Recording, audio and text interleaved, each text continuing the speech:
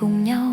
Không cần hẹn hò, không cần bận rộn, chỉ cần mưa rơi vào nhà thôi.